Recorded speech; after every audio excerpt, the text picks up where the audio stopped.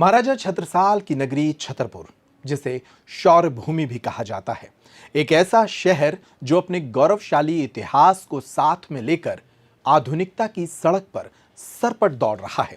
एक ऐसा शहर जिसकी आंखों में कई सपने पल रहे हैं और 2023 के विधानसभा चुनाव से उस शहर को कई आशाएं हैं। एक ऐसा शहर जो पूरे जिले की 6 विधानसभाओं को प्रभावित करता है। नमस्कार, आप देख रहे हैं पेप्टिक टाइम का खास चुनावी शो राजपाट 2023 और यह है हमारा स्पेशल सेगमेंट विधान पत्र।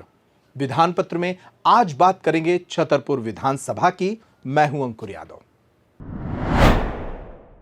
इस विधान पत्र में बात करेंगे छतरपुर विधानसभा क्षेत्र की राजनीतिक परिस्थितियों की, यहां के भूगोल, इतिहास और सामाजिक परिस्थितियों की। साथ ही जानेंगे विधानसभा चुनाव 2023 के लिए इस सीट से कौन कौन है दावेदार। सिलसिला शुरू करते हैं और सबसे पहले देख लेते हैं छतरपुर की भौगोलिक परिस्थितियों को, ताकि आपको अंदाजा लग सके कि यह विधानसभा कहां है और इसके बारे में जानना क्यों जरूरी है।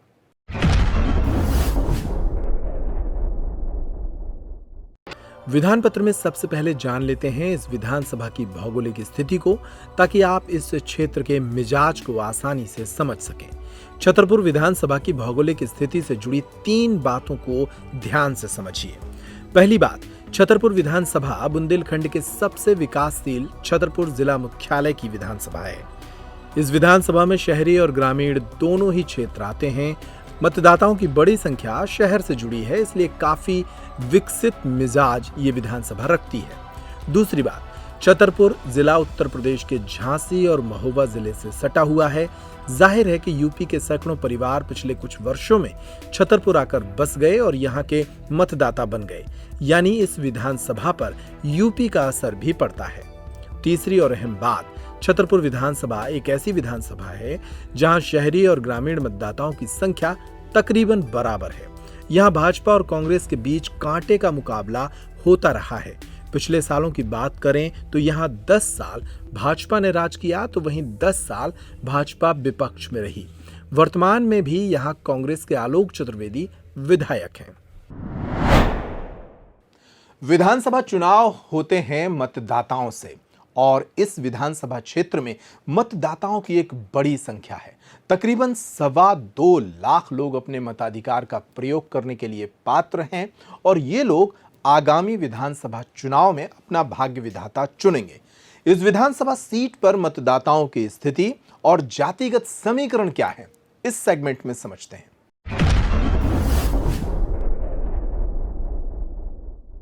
छतरपुर विधानसभा में यदि कुल मतदाताओं की बात करें तो यह संख्या 2,13,429 है। इनमें पुरुष मतदाताओं की संख्या 1,13,913 है। वहीं महिला मतदाताओं की संख्या 99,506 है, जबकि थर्ड जेंडर के कुल 5 मतदाता दर्ज हैं। ये मतदाता सूची अगस्त के आखिर तक अपडेट भी होगी, यानी इसमें कुछ मतदाताओं की संख्या बढ़ जाएगी। अब बात करते हैं इस विधानसभा के जातिगत आंकड़ों की। जातिगत आंकड़ों को लेकर अलग अलग जानकारों की अलग अलग राय है, क्योंकि ये आंकड़े कहीं भी अधिकृत रूप से उपलब्ध नहीं होते हैं। फिर भी यदि प्रचलित आंकड़ों की बात करें तो इस विधानसभा पर मूलतः 4 जातियों के मतदाताओं का वर्चस्व है। इनमें सबसे बड़ा वर्ग अनुसूचित जाति से आने वाले अहिरवार समाज का है, जिसकी मतदाता संख्या तकरीबन 35,000 से 40,000 बताई जाती है। ब्राह्मण मतदाताओं की संख्या 25 से 30,000 के बीच है। यादव मतदाताओं की संख्या 20,000 से 25,000 के बीच बताई जाती है। वहीं मुस्लिम मतदाताओं की संख्या 20,000 से 25,000 के आसपास है। इसी तरह कुशवाहा मतदाताओं की संख्या पर गौर करें तो यह संख्या तकरीबन 20,000 है। पटेल समाज 8 से 10,000 के बीच और ठाकुर समाज के मतदाता 10,000 से 12,000 के बीच है। इसके साथ ही रैकवार समाज भी 10,000 से 12,000 मतदाताओं के बीच सिमटा हुआ है। शहरी इलाका होने के कारण इस विधानसभा में 10,000 से अधिक मतदाता वैश्य समाज के भी हो सकते हैं, जो ऐन वक्त पर हवा का रुख बदल देते हैं। कुल मिलाकर छतरपुर विधानसभा क्षेत्र में किसी भी एक वर्ग का इतना प्रभाव नहीं है कि उसके ध्रुवीकृत हो जाने से चुनाव परिणाम एक तरफा किया जा सके। आगे बढ़ने से पहले यह समझना भी जरूरी है कि 2018 में छतरपुर विधानसभा क्षेत्र की क्या स्थिति थी, इसका पुराना राजनीतिक इतिहास क्या है और 2018 की तस्वीर से 2023 की तस्वीर किस तरह प्रभावित होगी।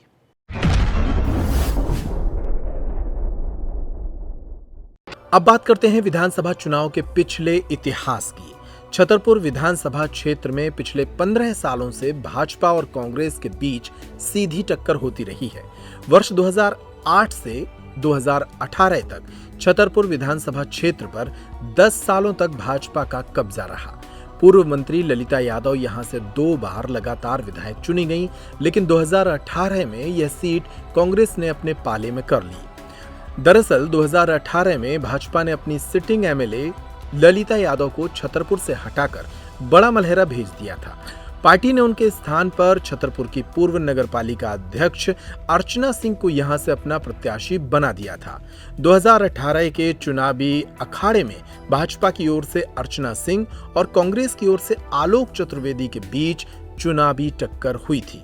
2018 में हुए इस चुनावी मुकाबले का परिणाम कांग्रेस के पक्ष में रहा था।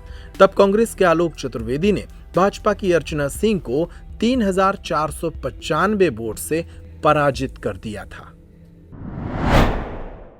2018 से लेकर 2023 के बीच गंगा में काफी पानी बह चुका है। जाहिर है यहां की राजनीतिक परिस्थितियां भी बदल गई हैं।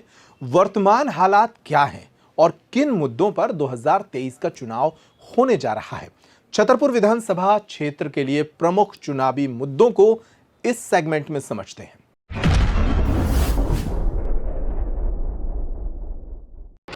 छतरपुर विधानसभा में इस बार प्रमुख तौर पर कई मुद्दे हैं जिनका असर चुनाव पर पड़ेगा। इनमें प्रमुख रूप से सबसे बड़ा मुद्दा है छतरपुर में अधूरा पड़ा मेडिकल कॉलेज निर्माण।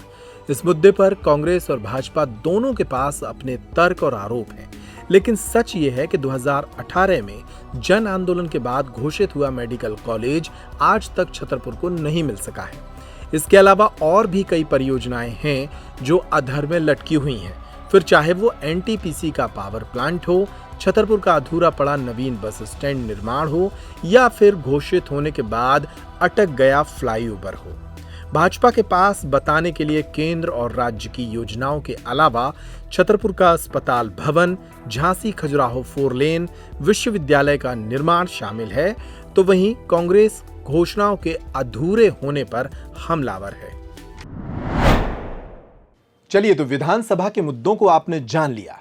अब 2023 में जिन्हें भाग्य विधाता चुना जाना है उनके बारे में भी आप जान लीजिए। आपको रूबरू कराते हैं इस विधानसभा क्षेत्र के उन कथित दावेदारों से जो विधायक बनने का सपना देख रहे हैं। उनके बारे में थोड़ी थोड़ी जानकारी आपके पास इस सेगमेंट के जरिए पहुंचेगी।